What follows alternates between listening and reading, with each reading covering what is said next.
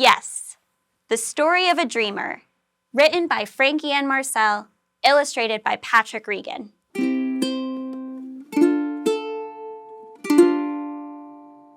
What do you want to write today? What do you want to say? Are you happy? Are you blue? Maybe green and yellow too. No matter who you are, there's so many words in your heart. So grab a pen and paper, let's start.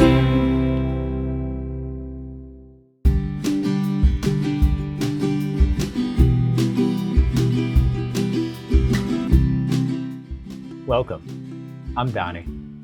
I'm a white man with kind of curly, wavy, messy brown hair, brown glasses, and a slight brown beard.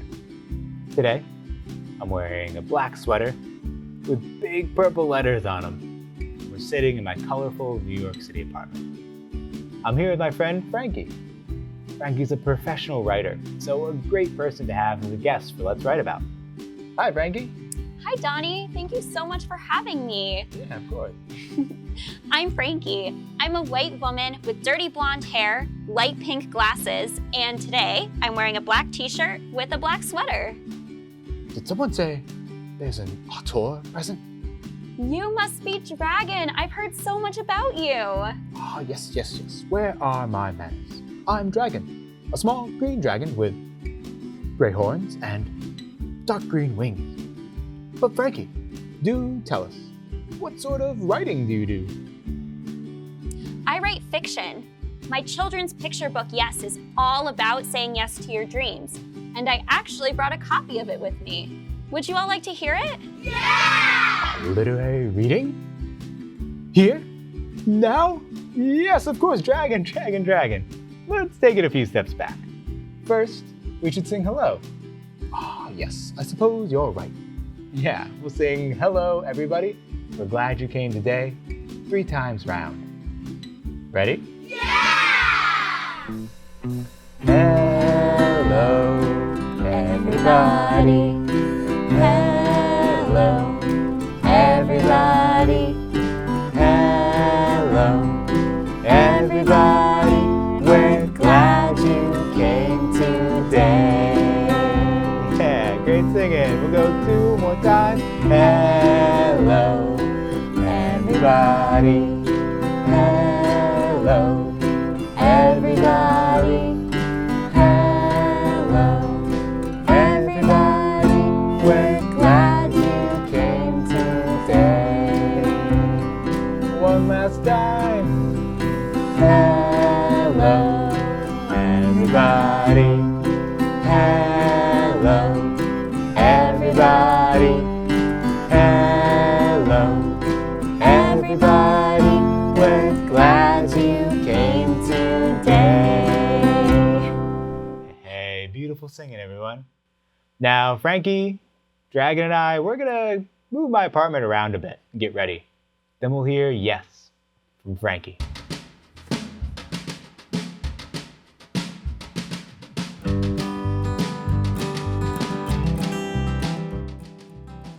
Hi, everyone.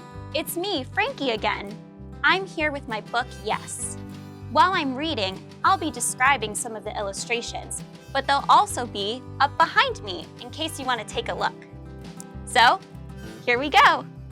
Yes, The Story of a Dreamer, written by Frankie and Marcel, illustrated by Patrick Regan. There's a little girl, and she's wearing a black leotard, pink skirt, and pink ballet shoes. There's also an older man who is wearing a tan hat, tan t-shirt, and blue overalls with dark brown boots. He has glasses and a white beard. Behind them are green trees, grass, and a blue sky with seagulls. And it says, Yes, The Story of a Dreamer. Here we are in a little girl's bedroom. She is laying in bed, cuddled up in a purple blanket, with lots of stuffed animals around her. A doll, a giraffe, and a penguin, just to name a few. She's holding a little black dog stuffed animal, and she is a white little girl with brown hair. Around her bedroom are bright, twinkling lights. When I was a little girl, I would lay in the dark before bed. When I fell asleep, I had many wonderful dreams that made the darkness a little brighter, like twinkling lights on a Christmas tree. Here we see the little girl as a grown-up. She's in the shadows as a ballerina on a great big stage with red curtains and on a gold wall. She's dancing in front of an audience full of people. I dreamt of dancing across glorious stages in front of crowds of people, bringing joy to their hearts and smiles to their faces. I dreamt of being expressive and free. I dreamt of dancing. Now, the little girl's sitting on an airplane. She's holding that same black dog and wearing a dark blue, kind of purple shirt. Outside her window, there is a beautiful ocean and sandy beach with a bright blue sky.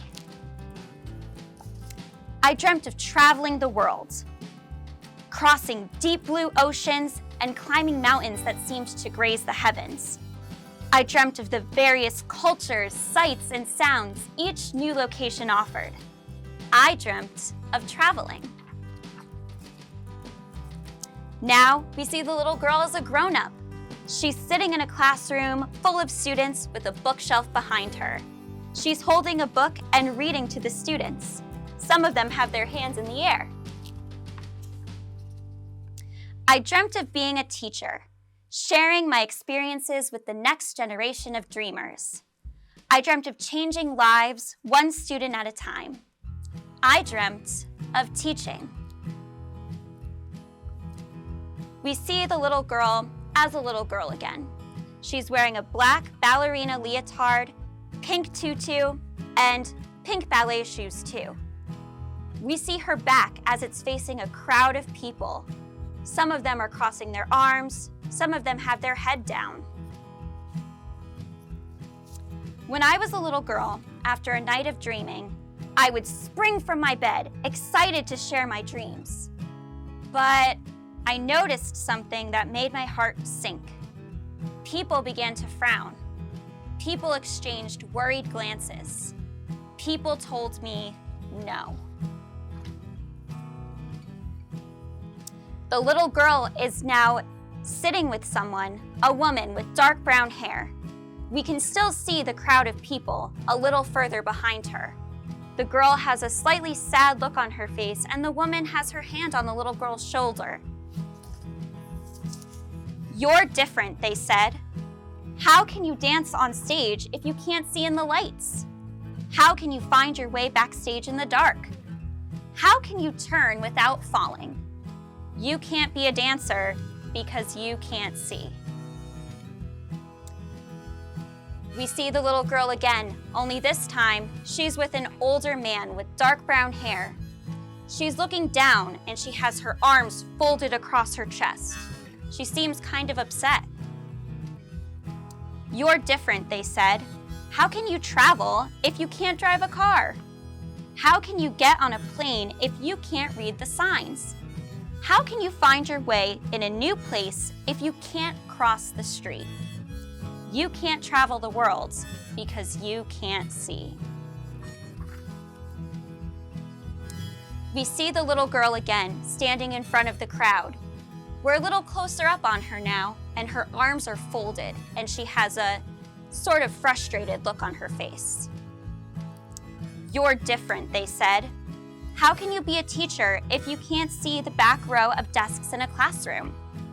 How can you be responsible for children when you can't focus on the entire room? How can you show your students examples if you can't read the small print?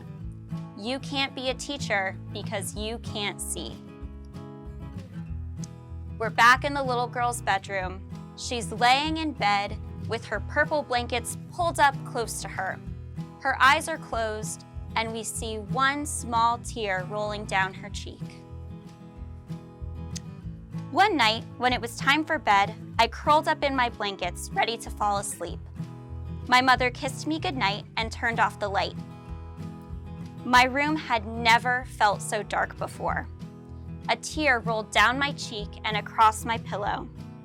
I tried with all of my strength to fall asleep, and for the first time, I had no dreams at all.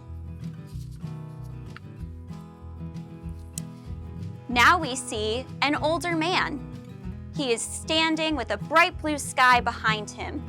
He has a tan hat, tan shirt, and blue overalls with a big brown bag over his shoulder. Then one day, I met a man. He was tall with white hair and bright blue eyes that twinkled behind his glasses. And on his hands, he wore withered gloves. And on his shoulder, he carried a large bag. Now we see a close-up of the man. We can see his face and twinkling blue eyes a little bit better. And behind him, we see a bright blue ocean with boats on it and some beautiful sand. He was different from anyone I had ever known. He was kind, he was warm, and he smiled at me. Now we see the little girl standing on a boardwalk next to the man. He has his hands in his pockets, and she is looking down at her feet with her hands behind her back, seeming kind of sad. "I am the gardener," he said, "planter of dreams, keeper of the stars. Now tell me, little one, what are your dreams?" I stared at the man, and then looking down at my feet, I said quietly, "I don't have any." We see the man and little girl sort of leaning on the railing of the boardwalk. The little girl is looking up at the old man, and we see the bright blue ocean with seagulls flying around them and boats in the water. The man laughed. I looked back up at him and saw his smile had widened. "Oh, that's silly," he chuckled. "You must have a dream. Everyone has at least one, and I want to hear all about yours." This picture is the same as the one on the cover. The little girl and the old man are sitting on a bench on the boardwalk with green trees and grass and a bright blue sky behind them. There's also a seagull perched on the railing of the boardwalk. I felt my heart fluttering in my chest. My eyes came alive as I began to tell this wonderful man all about my dreams. We see them sitting on the bench again, but now there are 3 little bubbles above their heads that have pictures of the girl's dreams, a stage, the plane, and her reading to a classroom full of students.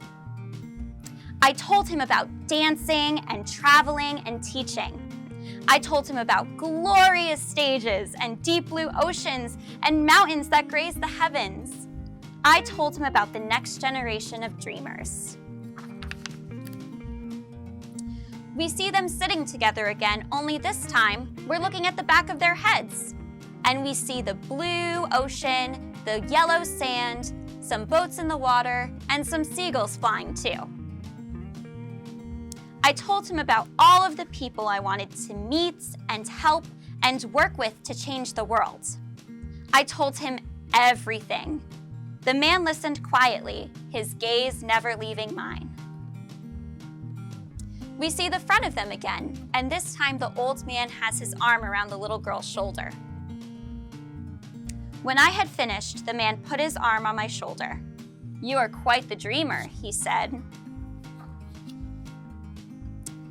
Now we see the little girl. She's still sitting on the bench, and she's looking down with her hands in her lap. A seagull flaps its wings next to her. My gaze shifted down to my feet. "I used to be," I whispered, "but I can't do any of those things because I can't see." For the first time since I met him, the old man frowned. "Who told you that?" he asked. "Everyone," I answered. Now we see the little girl standing up next to the old man. She is holding her hands out, and he has a little ball of light that he's placing in her hand. "Can I tell you a secret?" he said, leaning in close to me. As I nodded slowly, the man reached into his bag, pulled something out, and placed it in my hand. It was a small ball of light that gleamed in my palm. "They're wrong," he said. "What is it?" I asked in amazement. "That," said the man, "is a star." Now we have a close-up image of the little girl. She's holding the star right in front of her mouth, and she has a little smile on her face. She seems really excited. I had never seen a star before. I had only pictured them in my dreams. I sat mesmerized, watching its light dance across my fingers. And as I held the beautiful star, I felt my heart begin to beat faster and faster. Now we see the little girl and the gardener sitting on a bench together again. We see the star glowing through the little girl's hands, and behind them, we see a night sky filled with stars, just like the one she's holding. "Stars are the seeds that allow dreams to grow," the man said.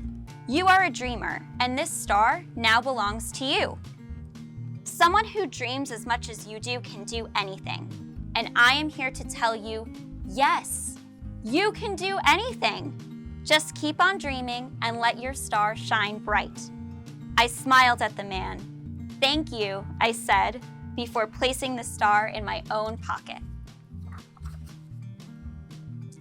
The little girl is back in her bedroom. She's laying down with her purple blankets pulled up close to her again, and this time, her mom is leaning over, giving her a kiss on the forehead. Her mom has dark brown hair and a pink shirt.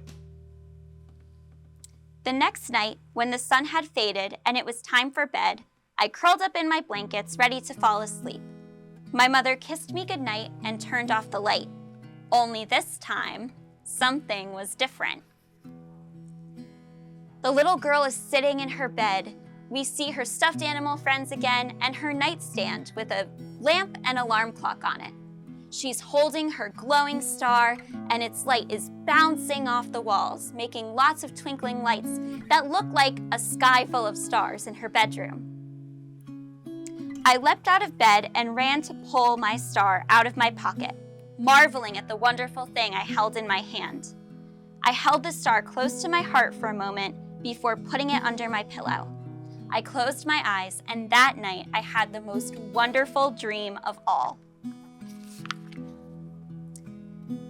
We see the little girl laying in bed, just like before, but now her eyes are closed, she's sleeping, and a little smile is on her face. In the dream, I was a grown-up, living in an incredible city. I danced across many glorious stages for crowds of people. I traveled the world, crossing deep blue oceans and climbing mountains. I was a teacher, sharing my experiences with the next generation of dreamers. I did everything I ever wanted to do, and I was very happy. Now we see the little girl all grown up. She's wearing a pink dress with a blue jean jacket, and she has pink sunglasses on. She's walking down a city street, and we see yellow taxis driving on the road next to her. That was long ago, when I was a little girl. Now, I am a grown-up. I live in an amazing city. I have danced, I have traveled, I have taught. The little girl as a grown-up, is sitting on her fire escape. She has a mug of coffee in her hand, and her laptop is on her lap. Above her is a little dream bubble where we see the gardener on the beach all those years ago. I am happier than I ever dreamed I could be, all because one man told me yes. The girl is in her bed, all cuddled up. We see a dream bubble above her that shows her sitting with a student wearing a blue dress. The student has her hands up in her face, looking like she's crying, and there is a white cane on the table. Last night, I had a new dream. I was sitting with a young girl. She was crying because no one believed in her. Everyone was telling her no. The girl and the new little girl are sitting together at a table. There's a book open in front of them, and the little girl's white cane is folded up next to her. The dreamer is holding the little girl. She has her arm around her, and there's a bookshelf behind them. Pulling her close, I dried her eyes, reached into my pocket, and dropped something in her hand. It was the same star that the kind man had given to me all those years ago. The young girl looked at me with puzzled eyes. "They're wrong," I said to her. The two are sitting together again. The new little girl is looking up at our dreamer. She's smiling, and she has a glowing ball of light in her hand. That is a star. Stars are the seeds that allow dreams to grow. You are a dreamer, and this star now belongs to you. Someone who dreams as much as you do can do anything. And I am here to tell you, yes, you can do anything. Just keep on dreaming and let your star shine bright. We see the new little girl standing with a wide smile on her face as she holds the glowing star right in front of her heart. The young girl held the star in her palm and watched its light dance across her fingers. Pulling the star close to her heart, her eyes met mine as she smiled and mouthed one simple word: yes. And we see the little girl and our dreamer standing together. The dreamer is holding the little girl, and they're both smiling. We see a big city, a shadow of a ballerina dancing under a bright spotlight. We see a desk with an apple, book, and a cup of pencils on it. And we see a plane flying through the sky. Above them all is the word yes in bright white letters, surrounded by a blue light, kind of like the glowing yellow light of that special star. The end. Thank you so much for reading with me. Frankie's book Yes is on a wooden table and here comes Bookworm. Oh, it seems like maybe Bookworm can't eat this book. No, it seems to be too big for Bookworm. Maybe a third try will do it? No, even on the third try, Bookworm can't eat this book.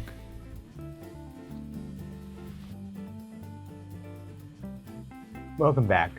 We have the apartment back set up how it usually is, with the colorful walls full of posters and the bookshelf. I'm back here with Dragon and Frankie. Frankie, that was such an incredible reading. Thank you. Thank you. Yes, surely. It was astounding. Why, Frankie, where could I purchase this book? You know what, Dragon? You can have this one. Whoa, for me? Why, Frankie, you shouldn't have. Why, it's such a fantastic book.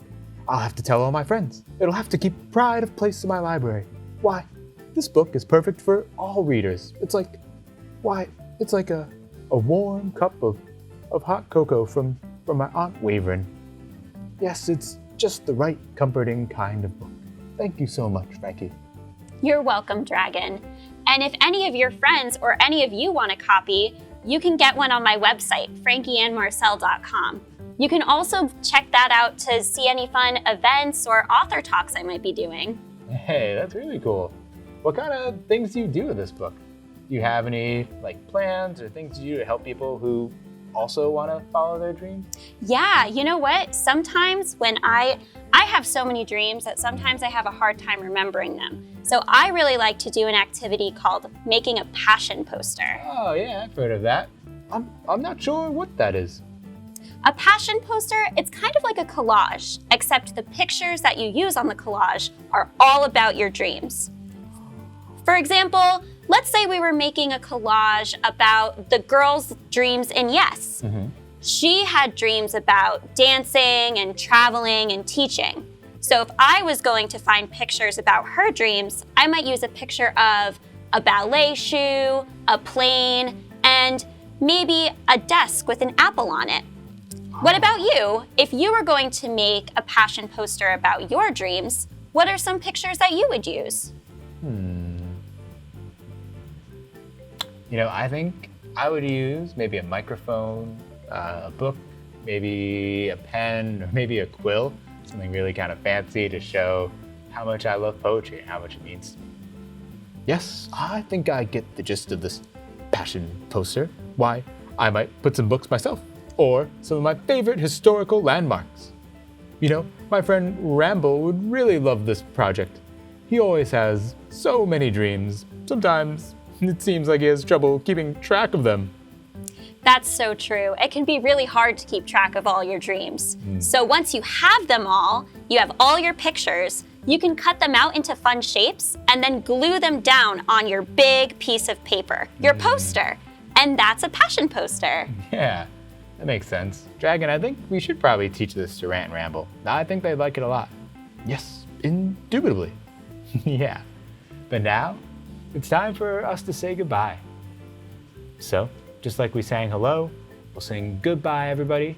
We're glad you came today, 3 times through. Are you ready to sing? Yeah!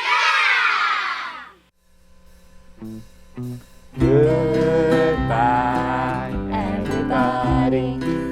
Goodbye, everybody.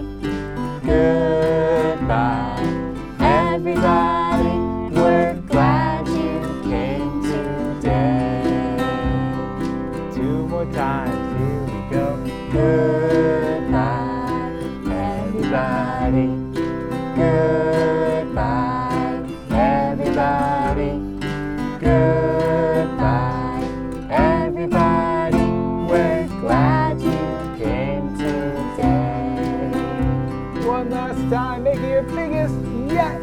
Goodbye, everybody. Yeah, goodbye, everybody. Goodbye, everybody. We're glad you came today. Hey, goodbye, everyone. We'll see you again next time. Let's Write About is fiscally sponsored by Accessible Festivals, a 501c3 nonprofit organization dedicated to making music and recreation accessible to all abilities.